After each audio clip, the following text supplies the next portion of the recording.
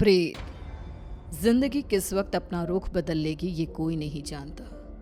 कब फूलों से भरी बगिया उजड़कर खाक हो जाएगी, कब मैदान बंजर रेगिस्तान हो जाएगा और कब खुशियों से भरी जिंदगी मायूस हो जाएगी, ये कोई नहीं जानता।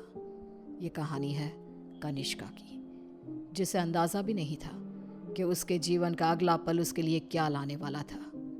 एक ऐसा अंधेरा जो हमेशा के लिए उसकी खुशियों को खा जाने वाला था। मम्मा, तुम कब से तैयार हो रही हो और कितनी देर? जल्दी चलो ना, हम लेट हो जाएंगी। अभी आई लाडो, बस 2 मिनट, साड़ी तो पहनने दे। लगता है आप भूल गई है कि आज मेरी कॉन्वोकेशन सेरेमनी है और मैं फर्स्ट आई हूँ। आज के दिन मैं लेट नहीं हो सकती मम्मा। इसीलिए तो समय लग रहा है लाडो। जिसकी बेटी फर्स्ट आई है उसे तैयार भी तो फर्स्ट क्लास होना पड़ेगा ना। कनिष्का बचपन से ही पढ़ाई में बहुत तेज थी। हमेशा फर्स्ट आना, एक्स्ट्रा करिकुलर एक्टिविटीज में पार्टिसिपेट करना और अपने घर वालों का नाम रोशन करना, ये सब उसके लिए आम था। हड़बड़ाते हुए अपनी मम्मी और पापा के साथ कनिष्का अपने कॉन्वोकेशन में चली जाती है। I must say, Mr. and Mrs. Verma, you are very lucky जो आपके घर इतनी होनहार बच्ची पैदा हुई, वरना इस उम्र में तो अक्सर लड़के और लड़कियां भटक जाते हैं।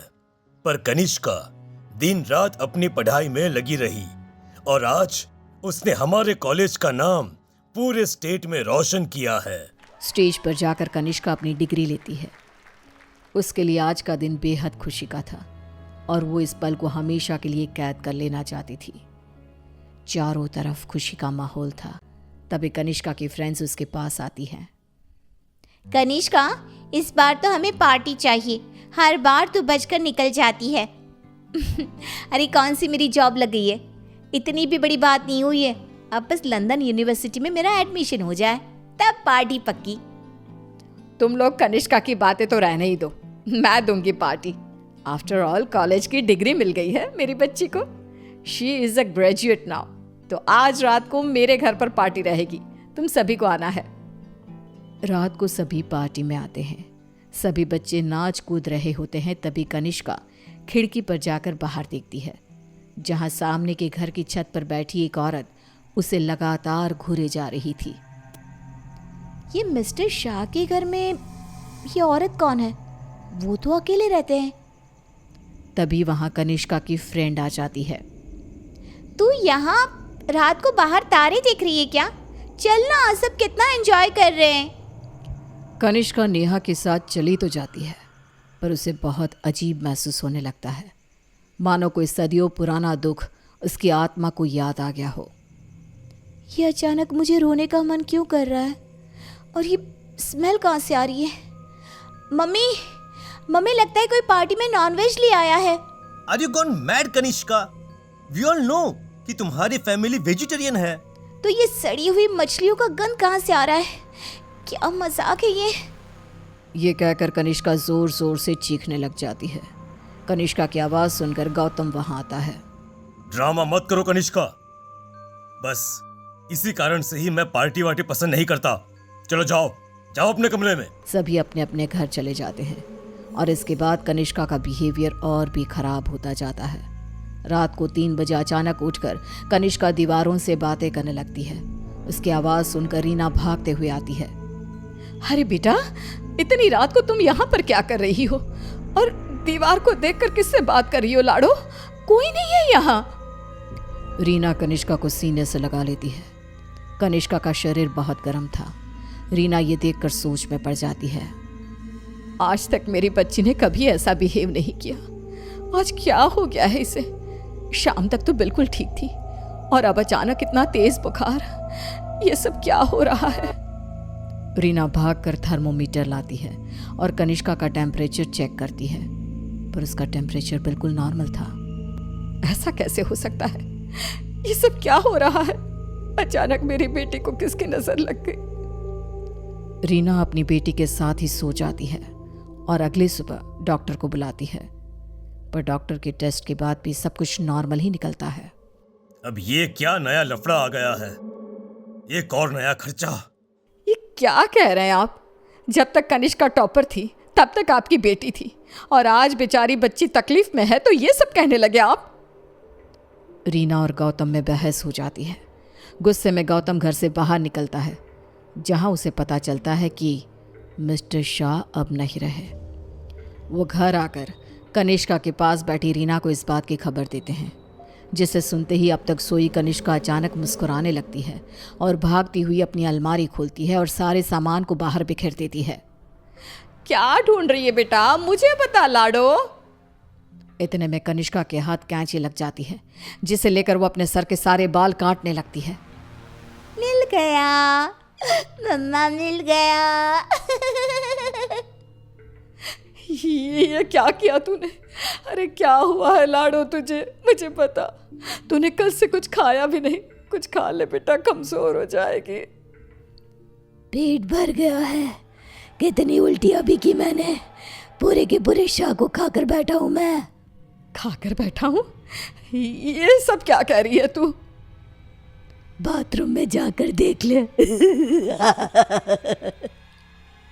रीना बाथरूम में जाती है, जहां बेसिन में नीले रंग की उल्टी थी, जिसमें मांस के टुकड़े थे, जिसे देखकर रीना को भी उल्टी आने लगती है। वो भागकर वापस कनिष्का के कमरे में आती है। सुनिए जी, हमें जल्द से जल्द कनिष्का को किसी पंडित जी के पास ले जाना होगा। ये कुछ और ही है। आज के जमाने की होकर तुम ये सब क्या कह रही हो? ऐसा कुछ नहीं होता। गौतम अपनी पत्नी की बात को इग्नोर कर देता है। इसी तरह दिन बीतने लगते हैं।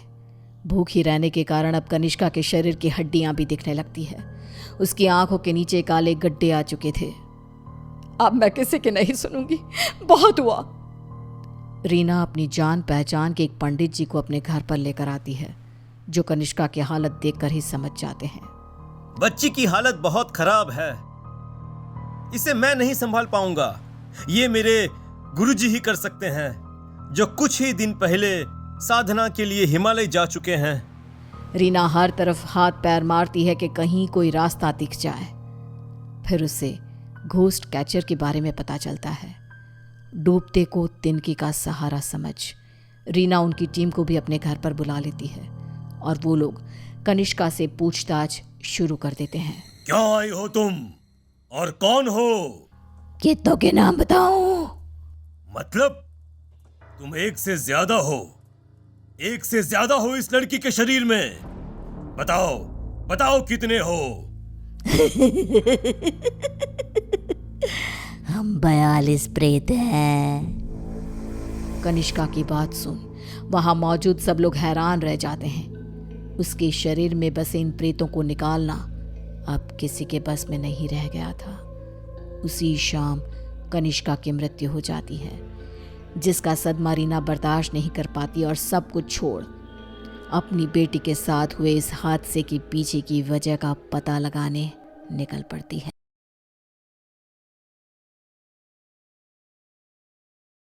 कंचन रुदाली पार्ट 2। आ गई मेरी बेटी अब मेरे पास।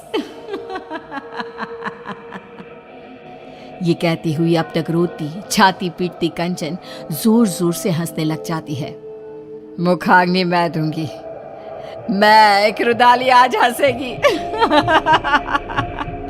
और तुम सब रोगे। कंचन वहीं पड़ी निशा की लाश के ऊपर से ईंट को हटाती है और निशा की अर्थी को जला देती है। बिना किसी सही रस्म के निशा का शरीर राख में मिल जाता है।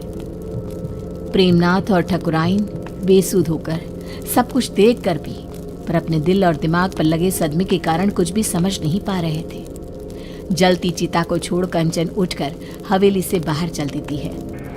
बाहर की ओर निकलती रुदाली फिर एक बार पलटती है और ठकुराइन को देखती हुई कहती है, चलती हो ठकुराइन, जल्दी ही लौटूंगी। उसके बाहर कदम रखते ही पूरे गांव में मानो सैलाब उमड़ पड़ता है। बारिश तूफान रुकने का नाम ही नहीं लेते। चारों तरफ त्राहिमाम की स्थिति बन जाती है। इतनी गर्मी के मौसम में ऐसी बारिश, इसकी हर बूंद ऐसी है मानो किसी अपने के गम में फूट फूट कर रो रही हो। हाँ, तुम सही कहती हो रंभा। और ये सब हुआ भी छोटी ठकुराइन की मौत के बाद। क्या कारण हो सकता है इन सब का? अरे हम सब कब तक घरों में छिप कर बैठे रहेंगे? है? अरे खेत की फसलें बर्बाद हो रही है सो अलग, ठाकुर साहब को ही जवाब देना होगा कि ये सब क्या है। परेशान होकर सभी गांव वाले तूफानी बारिश में ठाकुर साहब के घर पहुंचते हैं, जहां वो लोग देखते हैं कि ठाकुर साहब की हालत बहुत नाजुक है। कंचन, ये सब कुछ उसी का किया धरा है ना, जाने क्या करके गई है। जैसे ही उसने हवेली से जाते वक्त कहा जल्द ही लौटती हूँ, तब से इनकी तबीयत बिगड़ते ऐसी हो गई है। शहर से कोई डॉक्टर भी आने को राजी नहीं हो रहे। अब कंचन के घर जाना ही एक उपाय दिखता है। तभी ठाकुर साहब जोर जोर से चीखने लग जाते हैं। नहीं, मुझे प्रेत लोग नहीं जाना। अरे ठकुराइन, देखना ये तेरी बेटी को क्या हो गया है, मुझे साथ ले जाएगी ऐसा कह रही है। ये क्या कह रहे हैं आप? यहाँ पर कोई नहीं है। अजी निशा क्यों ले जाएगी आपको? ऐसा कुछ नहीं होगा जी। अरे गट्टू, तू भी आ गया। देख रही हो ना ठकुराइन, तुम्हारी बगिया संभालने वाला गट्टू आज तेरी बगिया उजाड़ने आया है। ये तो बहुत बुरा संकेत है ठकुराइन। ठाकुर साहब को सब मरे हुए लोग दिख रहे हैं। अरे जिस दिन हमारी निशा मरी थी उसी रात गट्टू भी मरा था। मरे हुए पति को छोड़, फिर भी कंचन ठाकुर साहब की बेटी को रोने आ गई। अजीब सा नहीं लगा सुनकर? क्या वो रुदाली गट्टू की पत्नी है?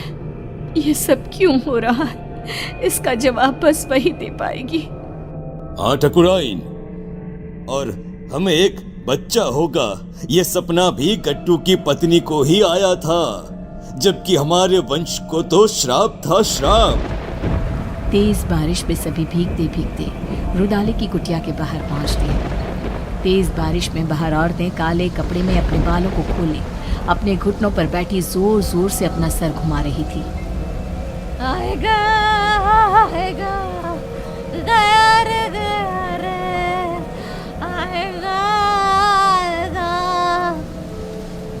आएगा गया रे, ऐसे कुछ अजीबोगरीब गाना गाती हुई जोर जोर से सर घुमाती वो औरतें बहुत डरावनी लग रही थी। हमें अंदर चलना चाहिए। सभी दरवाजा खटखटाते हैं पर कोई दरवाजा नहीं खोलता। तोड़ दो दरवाजा। हाँ, तोड़ दो दरवाजा, दरवाजा तोड़ दो। दरवाजा तोड़कर सभी अंदर आते हैं। सामने का दृश्य ऐसा भयावना कि कोई अपनी आंखों पर विश्वास नहीं कर पा रहा था। ये क्या? हे भगवान! ये कंचन कौन है? इसके घर से तो प्रेत लोग का रास्ता जाता है। कंचन उठकर आगे बढ़ती है और जाते हुए अंगारों को पार करती एक अजीब से चेहरे के राक्षस के पास पहुंचती है, जिसके हाथ में चाबुक था, जिससे वो रूहों को सजा देता था। पूरा गांव आ गया है मालिक, अब सबकी बलि ले लो और निशा और मेरे पति को वापस उनके शरीर में भेज दो। दोनों के शरीर को संजो कर रखा है मैंने।